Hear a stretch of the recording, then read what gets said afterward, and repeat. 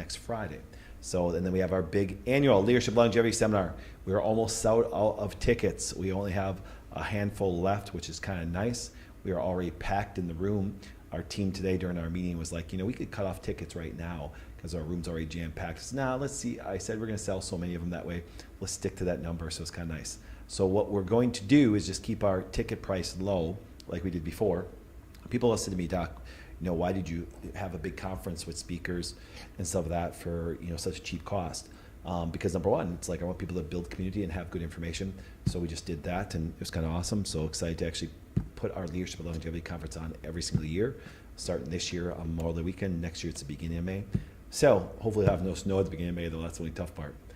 Anyways, I'm excited to be back here for our standard question and answer Monday. We'll go for about a good half an hour or so based on the time that we have available. And the questions come in. All right, so we have Justin, Trinity, Christy, Hunter. What are we going to start with, and who are we going to start with? Thoughts on a full body MRI scan for preventative knowledge. Thoughts on a full body MRI scan. They might be talking about a DEXA scan, which isn't an MRI, but okay. Here's what happens. This is going to surprise a lot of people. I am a very big lab diagnostic person that even if there's a little bit of radiation or EMF or frequency that comes from it that way, that I love diagnostics. I really do. So I love DEXA scans. They're DEXA, DEXA scans. I love MRIs. I legitimately had a staff member get in a massive accident yesterday, end up in the ER, and they just took a couple simple x-rays and sent her on her way. Even though she's just left right now, she's got a scar from her seatbelt. She got hit at full speed. Some young teenagers ran a red light, and it was their fault, and sad it was just an accident. Teenagers probably just missed something that way. But anyways, long story short is now I'm legitimately got full x-rays on her, and then we're sending her to an orthopedic to make sure that she's going to get like a CT done because you just don't take a chance. So I'm a very big diagnostic person, so I love the idea of a full body scan. I really do. I understand could be some radiation. I understand there could be some frequencies. I get it. It's so easy if you catch something early to do something about it. Is eating buffalo meat healthy? Yes. There's one thing that a lot of people do not understand about bison, all right? So when you look at bison meat, let me give you an average percentage. They say it's about 15 or so, 30% more lean than 15, 30% more protein than regular meat, and about 25% leaner than beef. Therefore, you get lower calories. You get there's great graphs out there. Just go Google search them. So I'm a fan of bison. There's restaurants that just use bison burgers, which I think is fantastic. So I love bison. You do get a leaner meat. Now, once again, I'm not a no-fat person. So let me tell you this. So, and I'm not even a big, always eat lean meats. I think that there is an element of cholesterol and stuff that I do want you to get from your diet. But there is lower calories when there's lower fat. So therefore you get, bison's a very lean meat that I think has massive benefits and massive nutrients. So I'm a big fan of bison. A few questions about perimenopause. Yep.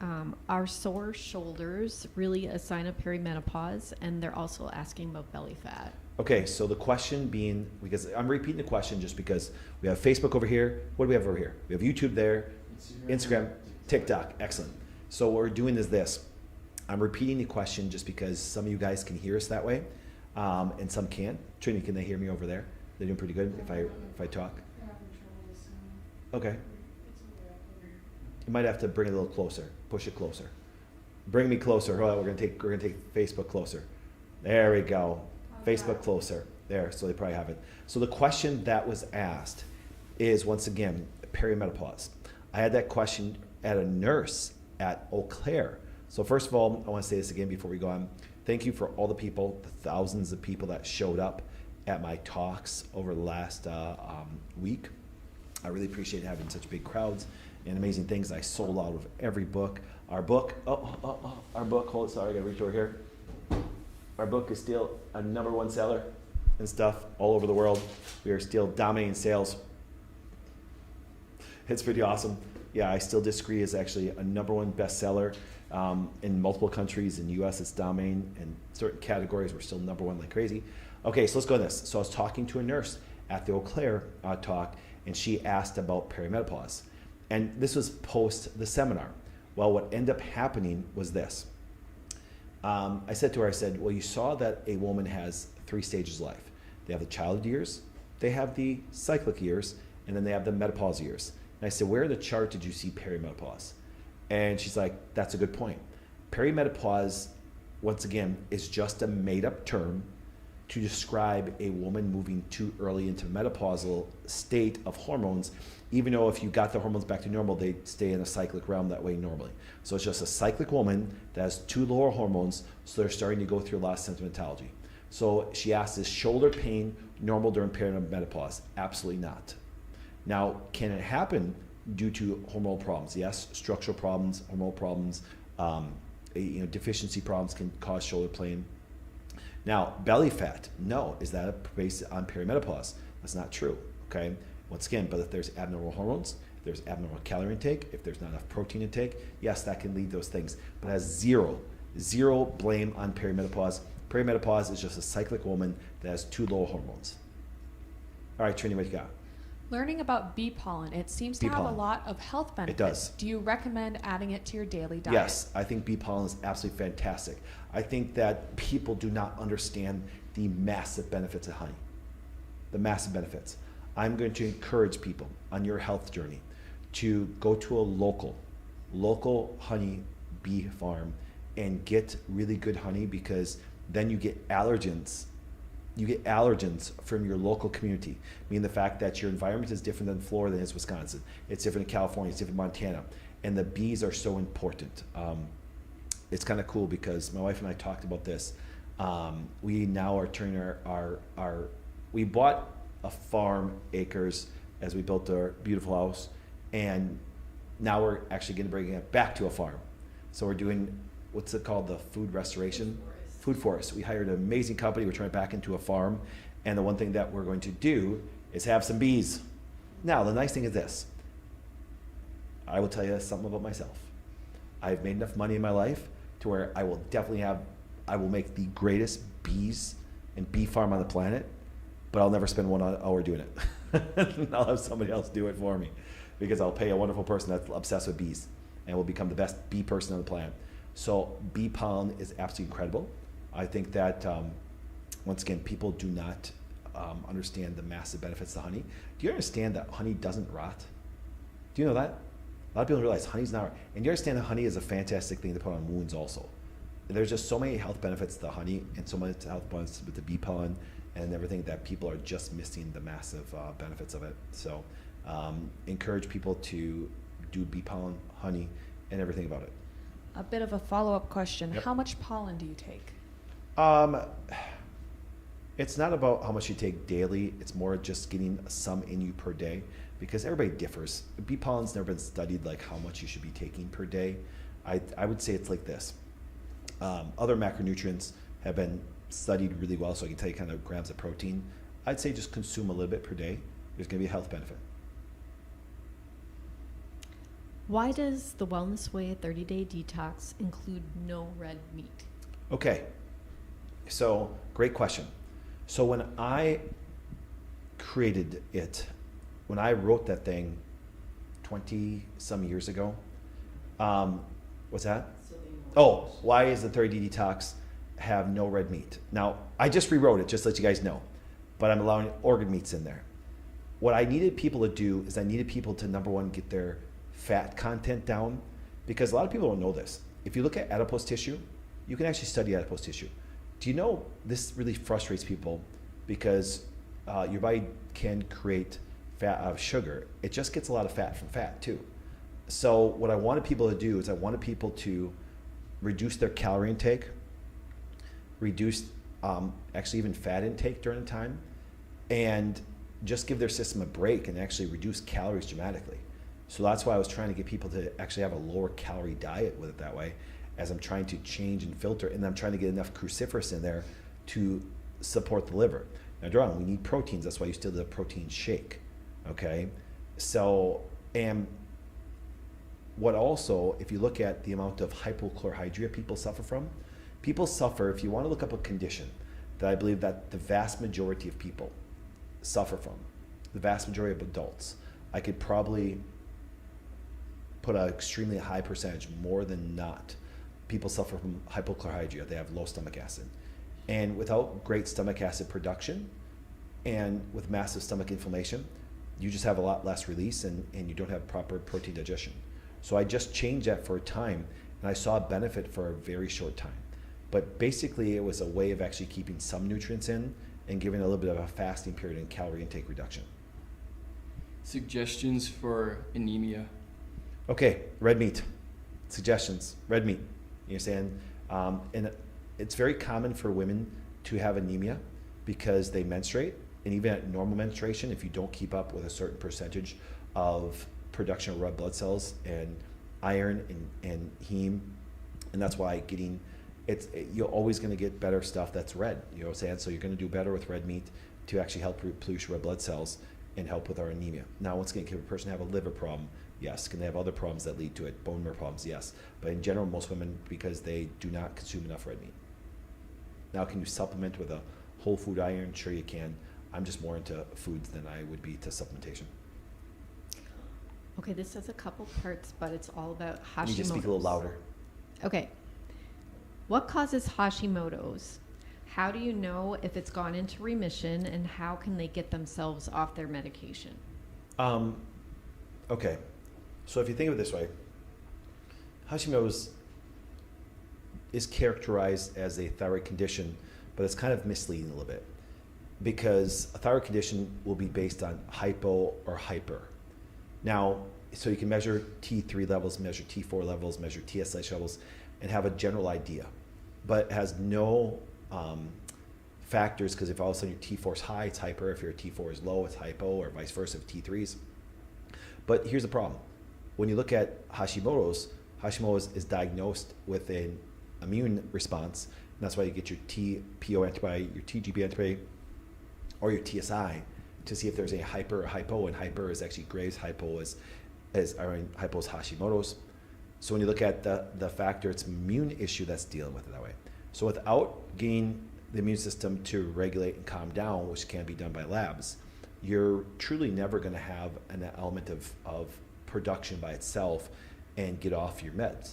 So having Hashimoto's while addressing the immune issue, you'll be stuck on levothyroxine, Synthroid, or even Armour or Nature-Throid the rest of your life due to the fact there's still an immune problem, which will just turn into other issues. That's why if you ever look at, it's very characterized for people to actually have Hashimoto's and then another autoimmune disease develop later because the immune system just starts damaging our tissues.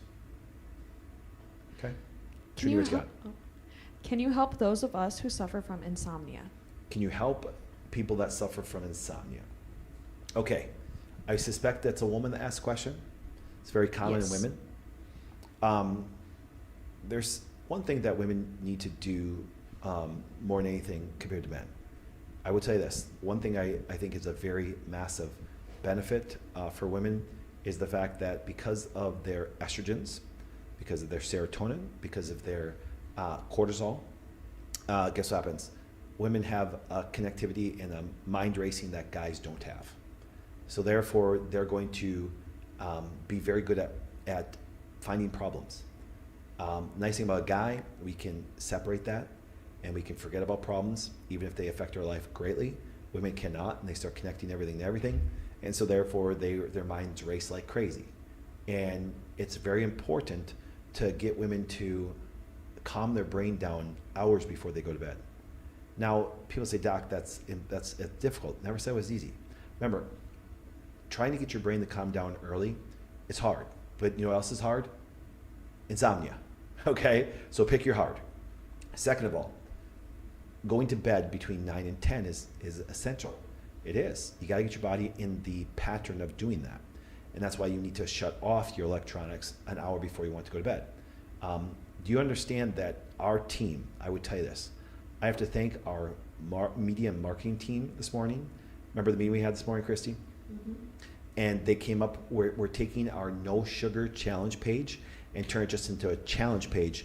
And for the next year, we're coming up with 4 challenges that I was blown away by what this is going to do in order to help people. In July, we're going to do a protein challenge time. For example, I believe that most men and especially most women don't get enough protein. Hunter, how much protein do you think you had so far today? 30 grams. 30 grams? Okay. Now, believe it or not, because you're working out too, you keep yourself in good shape. Do you think if you have another 30 grams, do you think you got enough protein for a day? Close. Not even close. Not even close, man. You know better. Okay. Well, you've only been here for 6 months. I'll give you a little break. Okay. No, but you need to, because otherwise you can't develop muscles and things like that. And remember, and muscle-centric health is a very important thing. You need more mitochondria, energy, everything like that. But then what happens is, guess what we're doing for, is it October? I think it's October, right? Chrissy? October is sleep. Yes. And so there's a pattern of things. So what we need to do is, first thing is this: need to get to bed between 9 and 10. But Doc, I just lay there. Need to get to bed at 9, 10. And then if you want to take some things to help slow your brain down, California poppy, number 1. Now, if you're having GABA problems, you can do like valerian. If you're having other issues and stress problems, you can cortisol. You can do like L-theanine. So therefore, get to bed on time. Reduce your light. Take some supportive aspect to your body. If you're a mind racer, take California poppy. If you're a cortisol person, take L-theanine. If you end up with some depression and anxiety, then take valerian. Take these things that are significant when it comes to those changes, okay? And that's something important to do when this happens that way, all right? So these are the things that you can do to just help that pattern of sleep. And then over the course of time, you'll start to see that change. Now, it's really funny. People say, well, Doc, I have severe insomnia. Well, then I'd go to a state to where you can get some of this kind of, let's just say, ingredient that will make you sleep regardless. And it's not a medication, but it's only allowed in certain states. I hope you get where I'm going with that. So, okay? How do you properly detox mold from your body? Each person has mold is extremely different, so I can't answer that question. I will say this, though. Mold needs to be handled properly, because as it recirculates, it can be very inflammatory. It can be very aggravating to our immune response, and therefore you get some Herx reactions and stuff. But once again, mold is not a protocol. It has to be handled individually based on your labs. 25-year-old son's testosterone tanked. Yep. The doctor was saying that it was coming from the pituitary, but the MRI was negative. Okay. It was put on HCG, but she's at a loss of what to do. Yeah. Now, they're on the right track because it's neurological. I don't have a doubt it's neurological, because once again, there's some hypothalamus stressor that led to it, and therefore check for his deficiencies. Look for his lifestyle that's led to a neurological change, because the doctors are right. They're trying to give a human growth hormone, trying to get some stimulation from the pituitary, but there's other things that can be done that are much more effective neurologically than just trying to replace HCG. Trini, you got something? Who's next? Okay. Okay. Yeah, we'll next time we'll try to yeah, I'll speak up a little louder too. Okay. Just started the 30-day no sugar diet. Is there anything that this young lady can take with the liquid supplements to make them more palatable? Oh, they want to know how to make the liquid supplements more palatable? Get COVID, and then you won't taste anything, and that's the only way of doing it. I will honestly tell you. Okay, let me give it advertising for my supplements, because I just talked about this one on Saturday. So let me tell you the great stuff about it. Okay, now once again, if you go back to Saturday's show, there is high levels of berberine in here, Oregon grape, and stuff like that. Now the one thing is this: if you look back here, guess what the ingredient is? Oh my goodness, there is actually Oregon grape. That's the only ingredient in there. Okay, and it's kind of nice, because the reason why it's the only ingredient, because I do not like additives. I know it says. So does anybody want to know what this tastes like? I want you to imagine this. I want you to imagine peeing in this jar, put it in the sun for a week, and then I make you drink it. That's what it tastes like. So I'm just telling you, it tastes like piss. All right, it's horrible. There's no way that I'm going to put an additive in there. Now, what I tell people, if you notice, I have 8 supplements over there. I will take this. You say, I took it right today. I'm gonna take it again. They're absolutely horrid in every single way. You know, I want you to think of it this way. I want you to juice just greens and drink the green drink. It just tastes like crap. Do you understand? Now, I don't want people to put any fruit or anything, juice or anything in there because I just don't want any glycemic change. But what happens is this, I'll legitimately take like a drink like Zevia or something that way. I'll down my supplements and take something right after it. Does it still taste horrible? Yes. But I'm sorry, I'm just the person that wants to make sure that we have the highest concentration of specific ingredients. So for example, the amount of berberine that you get in here is ridiculous. Oregon grape, the plant has so much berberine in it and all their constituents to make it work, and that's why it's extracted in a liquid form. And it's horrible tasting. It's horrible tasting. So is there anything you can do? Pick your hard. It's hard being sick. It's hard taking the stuff I give you. The one nice thing is by keeping this high concentration of berberine and other constituents in there, you're getting a great for your cost.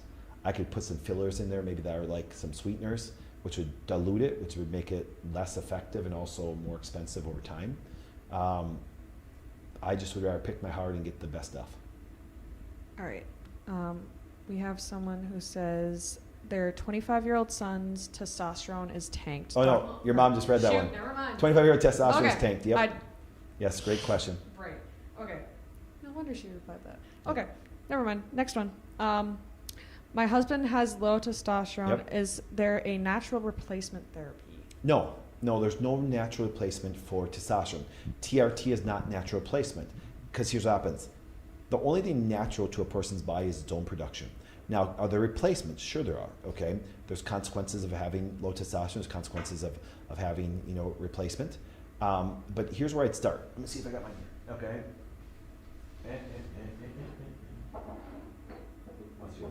Okay. So my other bottle's over there, but this one is grabbed. Okay, here's what I do. So number one, first thing I'm taking is ashwagandha, okay? There is great evidence of ashwagandha having, by taking it, of having some more testosterone production. Also, the one thing I love, gymnema. Why? Because here's what happens, is everybody, yes, there are exceptions to the rule, but everybody has sweet cravings. Guys, girls, everything, okay? So therefore, by reducing the absorbability of legitimately sugar and also having the pancreas be able to respond better to it, you're going to have a better aspect of producing testosterone. And third of all, tribulus. Once again, all of them have data to support the physiological functions that lead you to actually produce your testosterone at better levels. Now, would I also want to take a testicular glandular? Yes, Rocky Mountain oysters. That's why I love male glandular, because it's a testicle. It is. And you're going to have the constituents needed to actually help you produce that. There's zinc in there, there's copper, there's other ingredients. So therefore, it's important to actually support your body with those things. But remember, number one, I want him to reduce his sugar intake, increase his high-intensity workout. When I'm done here, I'm literally got my bag right there. I'm going to go, here we go. You saying? Oh, solid. All right. I'm going to go back and I'm going to do some high-intensity lifting. I'm probably going to try to bench my max today and stuff of that, which is around 225 and stuff. And then Travis is trying to get me a 250. I'm going to do some jumping rope. I love jumping rope. I know it must be my past wrestling. So we just got some new jump ropes, weighted jump ropes that way. It's fantastic. And I can jump rope really well. So a little high, I'm going to go as fast as I can. I'm going to Rocky the shit. You know what I'm saying? It's going to be dun, dun, dun, dun, dun, dun, dun, dun. You know what I'm saying? We're going to have the Rocky music back on there, doing jump ropes. It's going to be awesome. Anyways, high intensity. Take some things. Have enough protein intake. Also have enough cholesterol intake. That's very important too. Okay? What do we got next? Chronically swollen tonsils Chronically in a swollen teen. tonsils. And what? In a teen. Yes. Vitamin D deficiency. I can honestly tell you, I'm just telling you from clinical experience, whenever you look at immune regulation, vitamin D has such a apparent effect on these things. Whenever I see continually tonsil problems, I don't know if you notice this, Midwest has a lot more problems in vitamin D deficiency than other places, even though I can tell you right now. Dr. Jenny and I were listening talking, and she had 3 labs in a row that live in Phoenix, Arizona, in the desert. A lot more sun. And guess what? Massive vitamin D deficiencies. Most kids are vitamin D deficient. They really are. And therefore that can trigger basically every condition on the planet being that deficient. So, all right, next question. We got time for a couple more. Cycle came back very quickly postpartum. Full-time Oof. breastfeeding. Is this bad? Bad, no, but your hormones are going more regulatory towards cyclic too quickly. And so therefore, there's either high stress, hormone deficiencies that led to that, and you might start losing breast milk a little bit too early. And because I like to see, I'm going to give you a perfect example on this. Let me show you guys something. Tell you a real life story. So I know this woman that had her first baby in her mid-20s, and then she was either breastfeeding and pregnant, and then she got her cycle for the first time 1 or 2 weeks before she turned 40. So she made it almost through her whole 30s without having a cycle. I think it was only maybe, yes. And her name is your mama. So my wife went through most of her 30s with no cycle because she was either breastfeeding or pregnant. You understand? All right, kudos to her. You understand? But because she didn't menstruate. And that's why women that breastfeed for a long period of time, one of the reasons why they have less chance of breast cancer is because they stop the whole aspect of cycling. They really do. It puts them in a state of hormonal balance to where they are maintaining good breast milk production. They still have great regeneration and a little bit more emotional stability because they don't have the big cyclic changes that way. So I like to see them maintain non-cyclic as long as possible. All right, time for 2 more questions. Hunter, what you got? Apple cider vinegar giving diarrhea every time. Any suggestions? I have a concern that you have a stomach and gallbladder problem. First thing is this, dilute it. Make sure you're diluting it in water. That's something that I would make sure that you have. Also, if it's a male, I like to see a fast for about 3 days because I believe you got some stomach issues, usually maybe an infection. And therefore, I'd switch over to betaine hydrochloride for a short time just to be able to not have the diarrhea effect. Any advice on lymphedema? Yes, but that's something I cannot discuss here. Right. So let's, I've got another yeah, remember, one. we gotta be careful about certain conditions, talking about certain online, so otherwise they'll All right. kick And you off. then, when is testosterone in women considered to be low? What support is there for women? Well, it depends if it's total or free. If you ever look at testosterone, oh, let's do this. Let's go back to the lymphoma question. For the person that asked about lymphoma, do me a favor. Email me, and if anybody has any personal questions that are more directly related to some direct condition that you're suffering with, please email me at pflynn@thewellnessway.com. Lymphoma, I would also have Nicole, our nurse practitioner who deals with a lot of cancer and stuff, I'd have her respond also.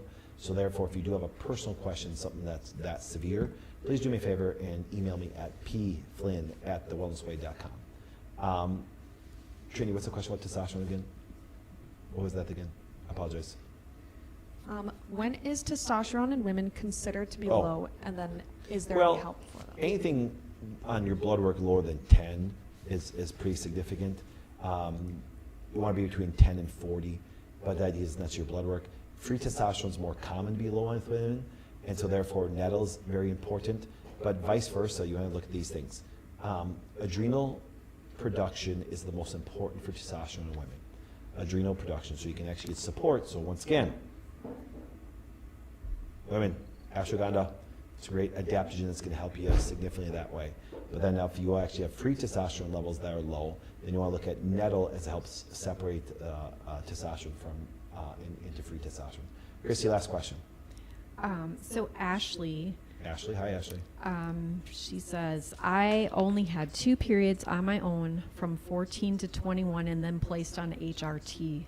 It's been 15 years. What can I do to get my period back? Is there someone I can reach out to on your team? Yes, do me a favor, email at me at pflynn@thewellnessway.com.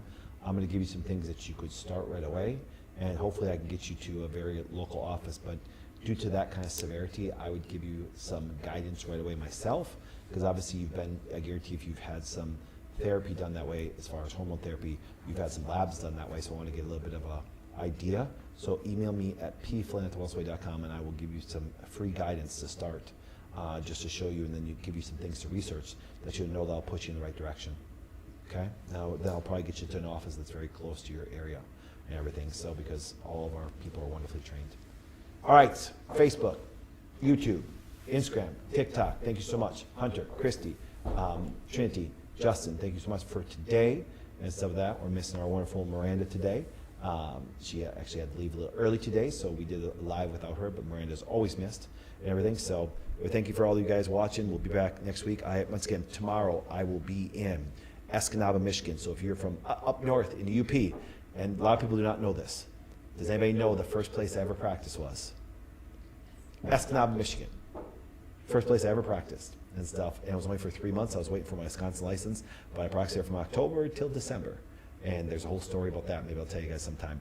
And so I'm going back to my oldest stomping ground up there. It's going to be kind of cool. And now what I'm doing is this, where Dr. Laura is starting another practice there. And then what I'm doing from there is then on Fond du Lac, down in, obviously Fond du Lac, south here, about an hour and 50 minutes. And then next week, I will be in Pleasant Prairie with Dr. Jenny McMullen. She's absolutely incredible. Can't wait to see Seth, her husband. I might have to go down a little. Seth, if you're watching, I might have to go down a little early, play 9 holes with you at golf on the country club before we have the wonderful thing.